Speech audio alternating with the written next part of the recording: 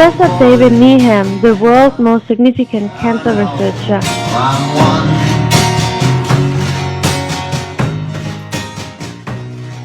He was invited to Denmark by receiving the Niels Bohr and the Andersen professorship to proceed with his research on drug delivery. He already developed one cancer medicine, TVdot, that successfully treats some types of cancer, and is now in the end phase of his new cancer drug. Down in New Orleans,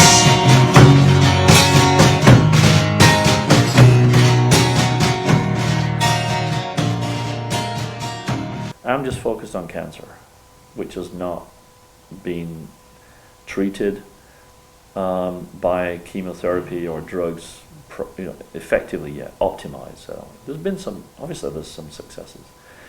The only way to treat cancer effectively 100% if it hasn't metastasized is surgery. Surgery will allow you to survive, but can we do it in a less damaging way with a simple drug that may not be that toxic but just needs delivering? Well, you can't do surgery on metastatic disease. If you get lung cancer, you can't take the lungs out. Professor David Needham explains his first successful cancer drug, TVdot. So after the dog trial, we went into humans, and so the idea is that liposome with drug inside it, this is what I drew, will release the drug when it gets into the warm tumor, and the drug comes out. That's the cartoon with it. So in 2007, this lady who has this cancer on her chest, so she's had the breast off and now the cancer's grown back on her chest. That's what was in that video, right? And if you heat using this device, that cancer, and put this liposome in her bloodstream, the tumor's gone. So that was the first time we saw that it would work in humans. Chemotherapy versus TVdot. We can now look through a window on the of a chamber where a mouse's tumor is placed. And if you just give the chemotherapy now, doxorubicin is a chemotherapy. This is 15 minutes of heating shown in 15 seconds. So we inject the drug and then this is how long it stays there. And that's it.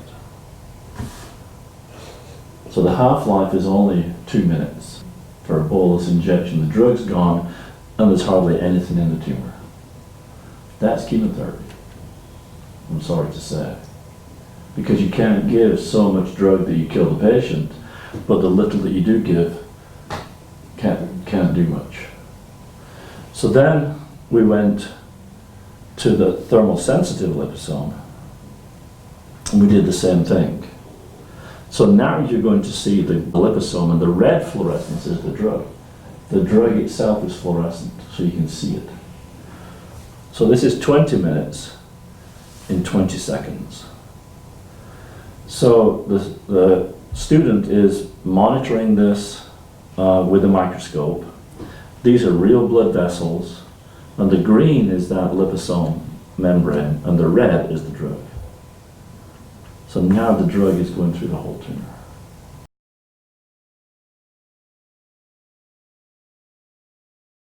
How to treat cancer at organs that cannot be heated and treated with TVdot. The academics and industry do is they just take a 60 cell, different types of cancer cells, and test as many drugs as possible on those cells. And it came out of those screens as being actually having anti-cancer activity. Who would have thought that an anti-worm drug would actually treat cancer? So the drug itself is this very old anti-worm drug. And people could take a gram of this drug. So they could take a gram every day, 1,500 milligrams or almost 2 grams, and it would kill the worm. None of it got in the bloodstream, Side effects may have been gastric side effects, not feeling too well, or diarrhea or something, but it never had a systemic toxicity. So the challenge now is not to reduce the toxicity of the drug, which was the old chemotherapy way, it's to increase the delivery. So when we looked at how to formulate that drug, when he asked me, can you put it in a liposome, put it in something, we tried this technique with the drug. And what it did was, it came out of solution, but it then massively crystallized. You get lots of little fluffy crystals. I can't inject that in the bloodstream. That didn't make nanoparticles. So I had the idea of following nature's design again. What nature did with cholesterol, a very hydrophobic molecule, was make it even more hydrophobic, make it even less water soluble by adding a hydrocarbon chain to it. That hydrocarbon chain makes it even more insoluble. When we used that compound, it worked. We got the nanoparticles. Just like if you use olive oil. You can make nanoparticles from olive oil. If you put olive oil, if you took a really good vodka and you dissolved olive oil in a very high ethanol concentration, just take 1 ml and squirt it into water, you'll get nanoparticles. David Needham solved the delivery problem by using an endogenous method and tricking the cancer cell by hiding the drug in its food. Now the only thing What do fungus and bacteria eat? Because they're duplicate, right? So it tends to be atoms, actually. Nitrogen, oxygen, carbon dioxide, sulfur. They eat atoms, iron, in the wild.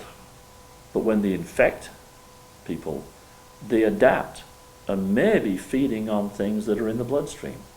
Now we've got them. Because they've adapted. The ones that are growing are surviving in the bloodstream because they're using the body's own food. Same idea. Put the drug in the bacteria's food. Put the drug in the fungus food. Put the drug in the plaque's food. Put the drug in the cancer's food.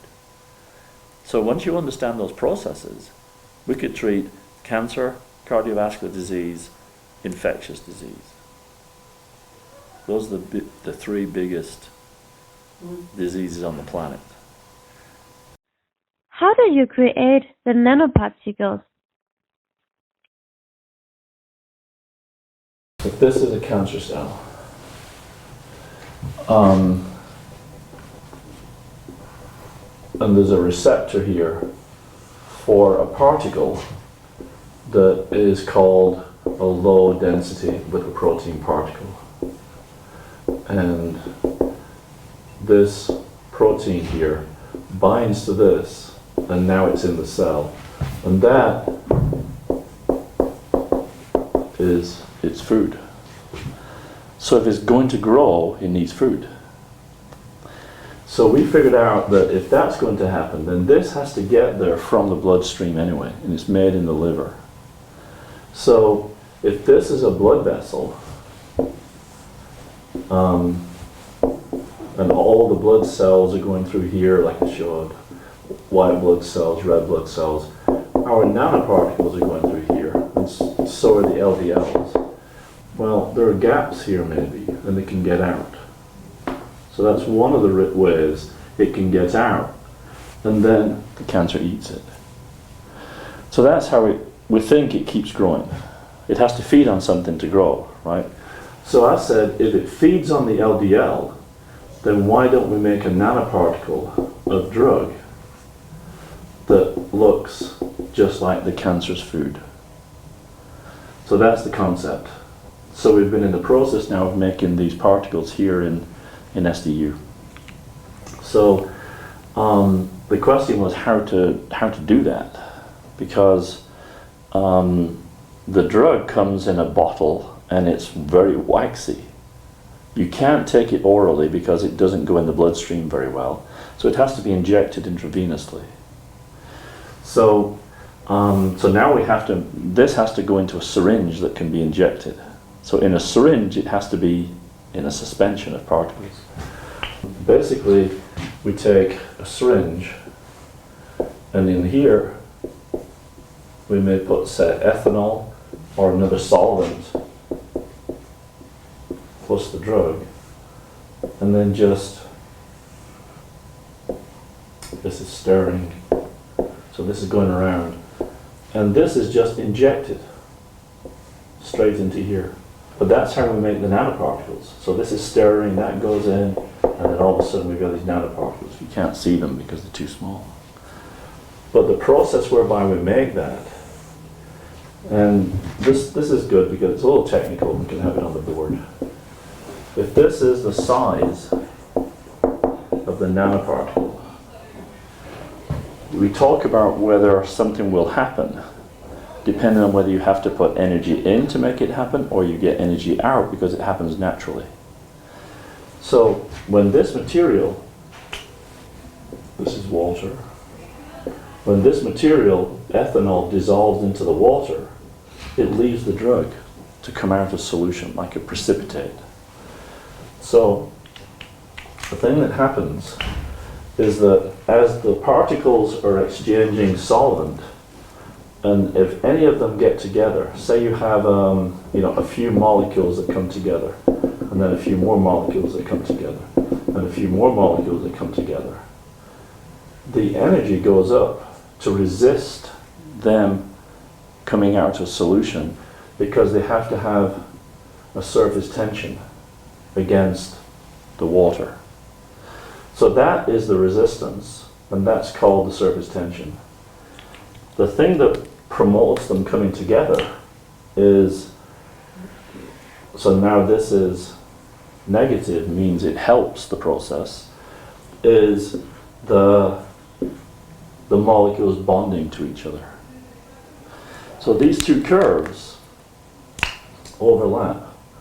This goes up first, and then this takes over. And so we end up with a critical size for the particle. And that size is 10 nanometers for the radius. It turns out that that size is 10 nanometers. So all of a sudden, we had a way of making the particles that were exactly the same size as the cancer's food. So the work we did here in SDU was to, with our postdocs and our graduate students, was to start here, make this, and then test it in the cell lab. What are your next steps in this cancer drug development? The clinical trials in dogs are the last piece of that. It's a population of dogs that are really under a lot of stress, pressure, they've got the disease. The doctors like Will Ewart are trying to treat them. What he learns in the dog clinic, he can transfer to the human clinic. But if it does show efficacy in dogs, that is a clinical trial. Yeah. Then you have to prepare all the documentation and have all the tests redone. So that may take 1 to 2 years with this other company, but it could be sooner. The next stage is to scale it up in the both in volume as well as in the regulatory approval that you would need, and offer it at cost. Don't make a profit. I do not want to make a profit from this cancer treatment. I'm going back to New Orleans, to where that ball and chain. Oh, oh, oh.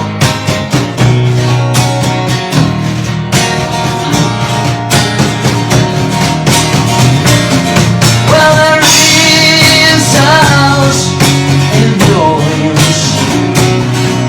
They call the rising sun. And it's been a ruin for many a poor boy and dog. I know I'm one. Oh yeah, yeah. And dog, I know